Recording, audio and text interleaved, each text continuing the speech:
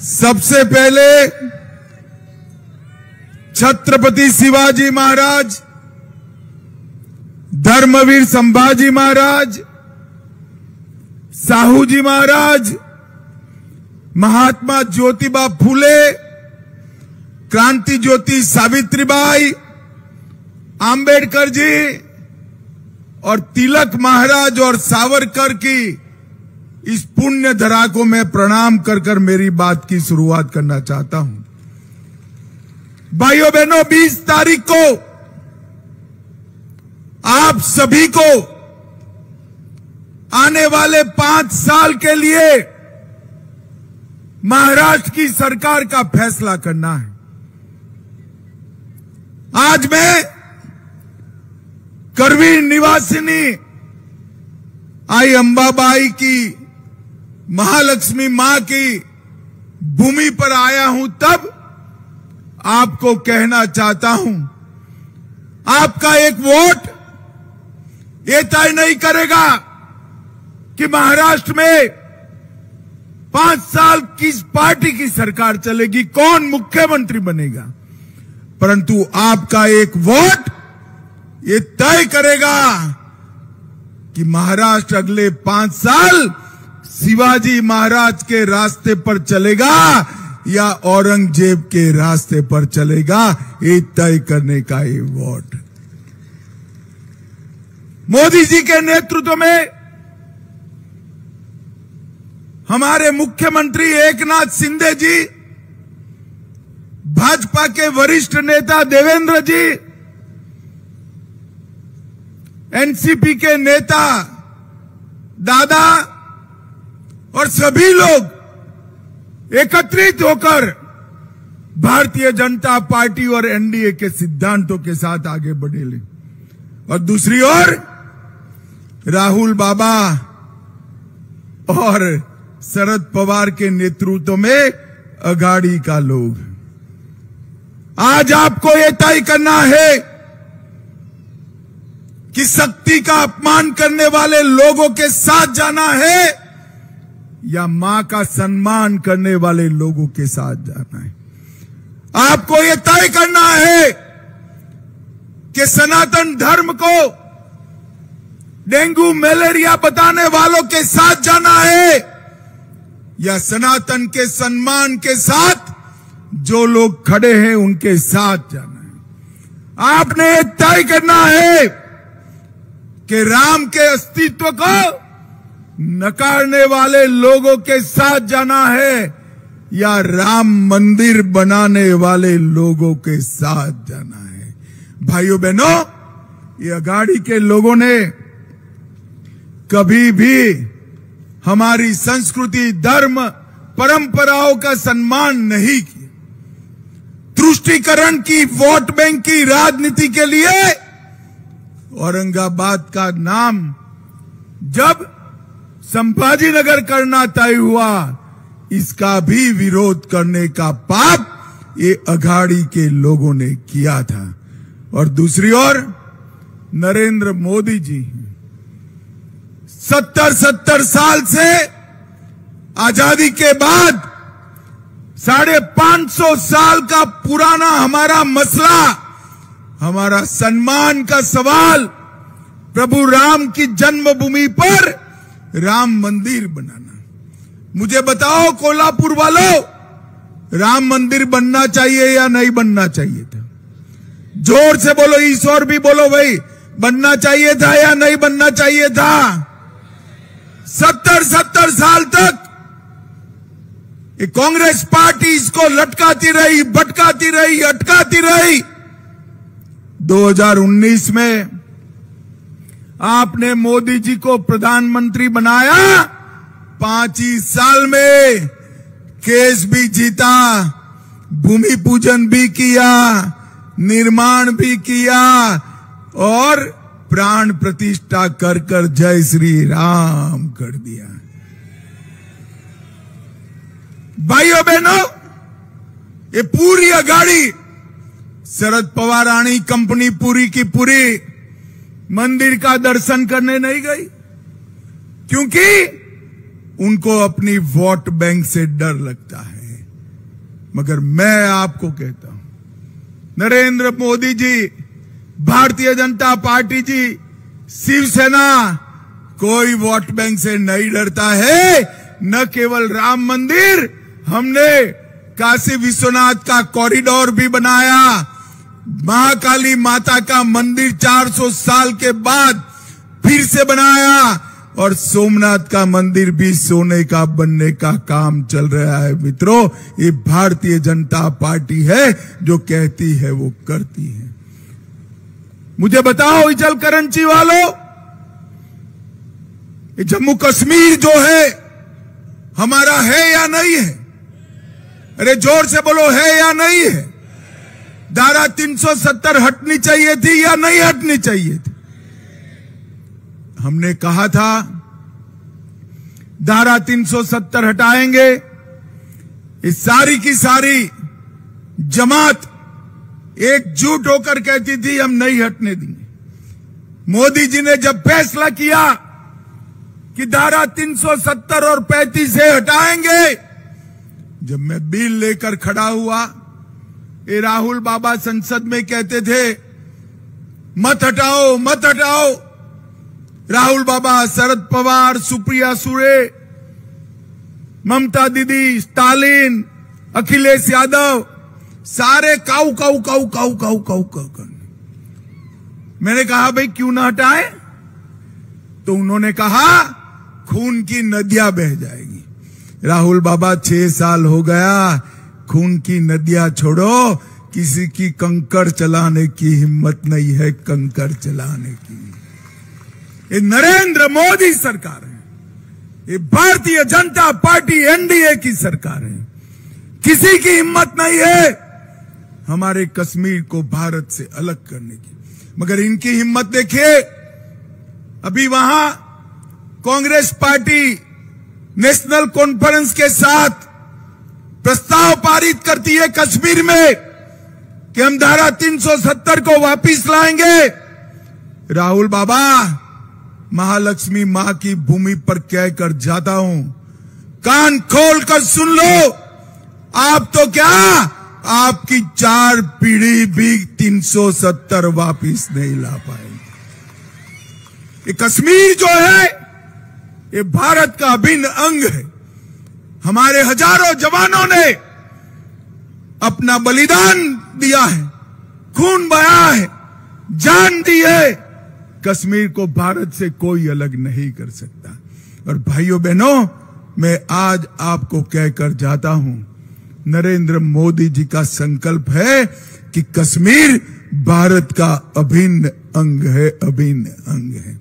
एक कांग्रेस की सरकार थी, शरद पवार जी भी वहां मंत्री थे, सोनिया मनमोहन की सरकार थी।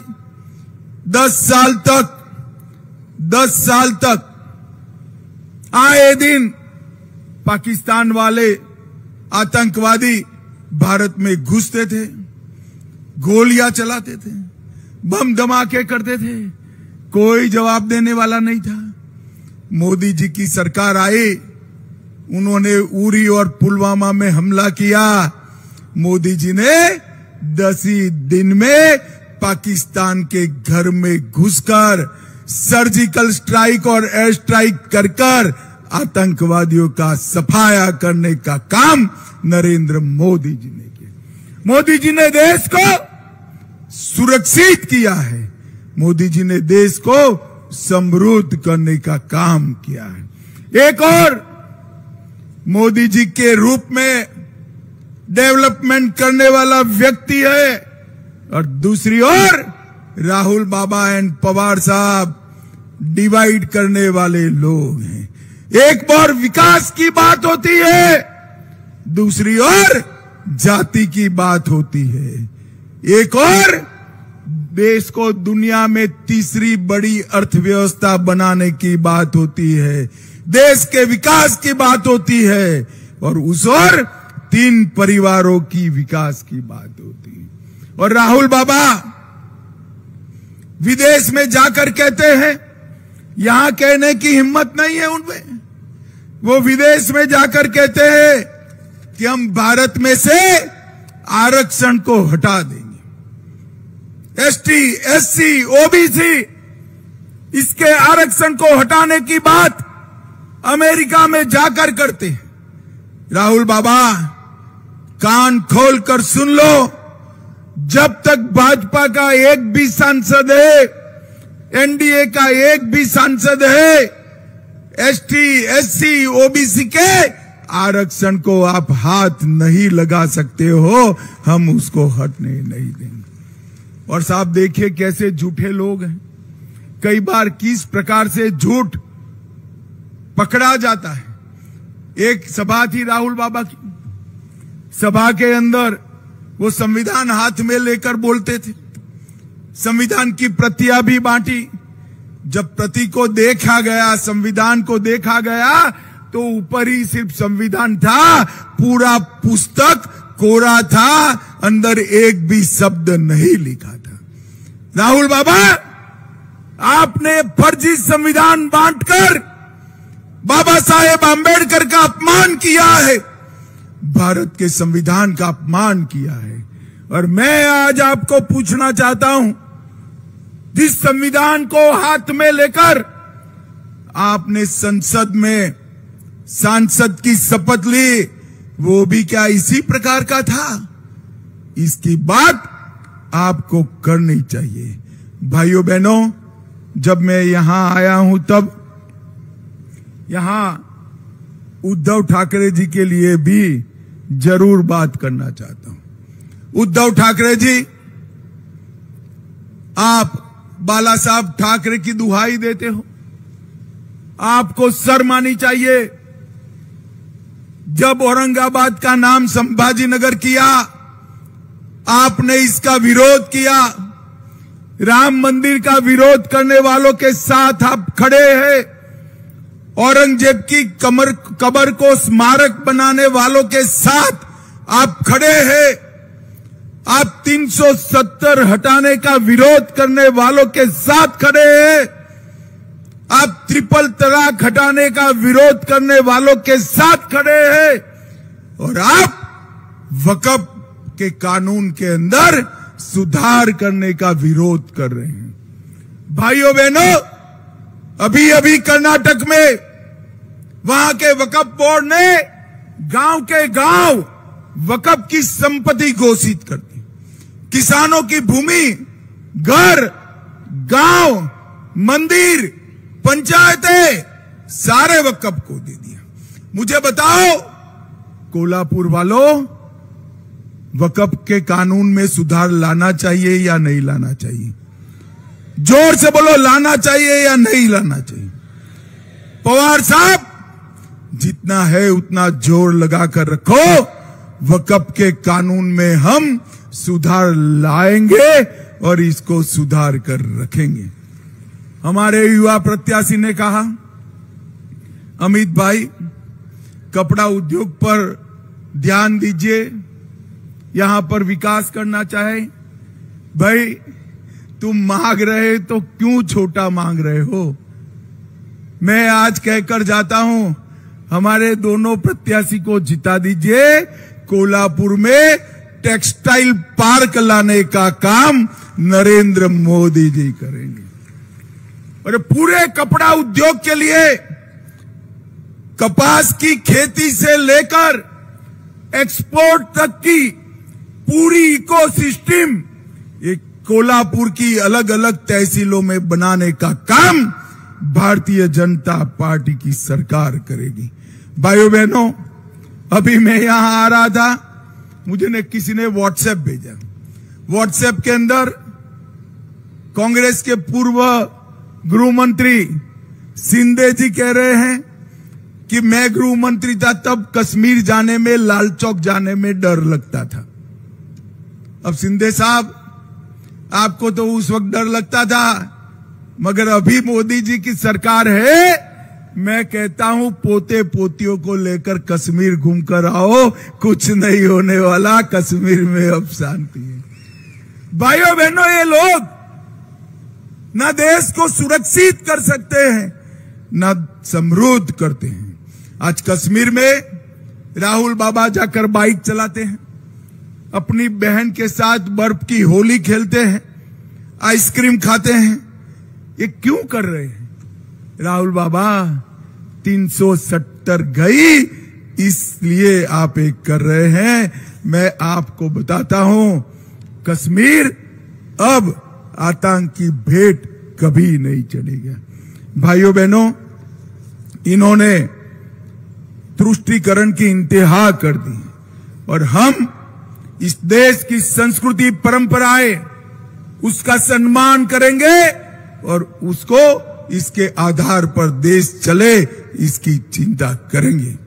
इचलकरंजी में मैं आया हूं तब नमो शेतकारी महासम्मान निधि और पीएम किसान योजना के तहत 4,50,000 किसानों को एनडीए की सरकार ने 12,000 रुपया देने का काम किया है।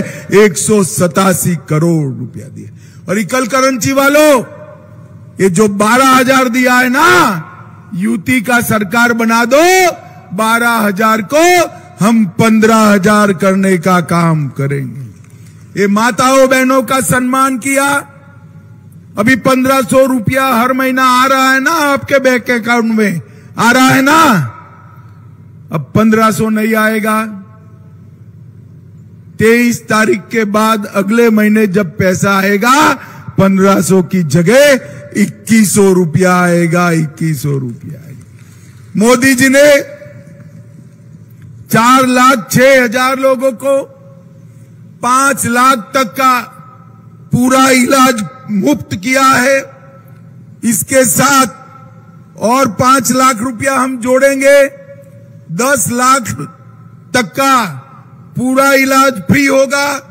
और किसी भी आय वर्ग के 70 वर्ष से ज्यादा उम्र वाले नागरिक को और 5 लाख रुपए की राशि, मतलब एक परिवार में 15 लाख रुपए का इलाज मुफ्त कर दिया जाएगा।